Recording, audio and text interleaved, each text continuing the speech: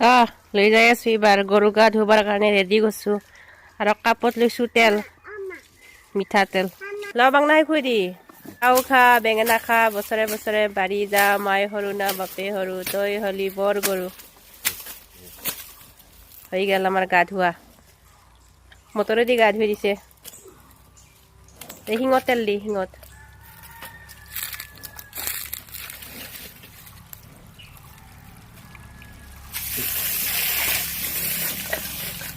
দিছে না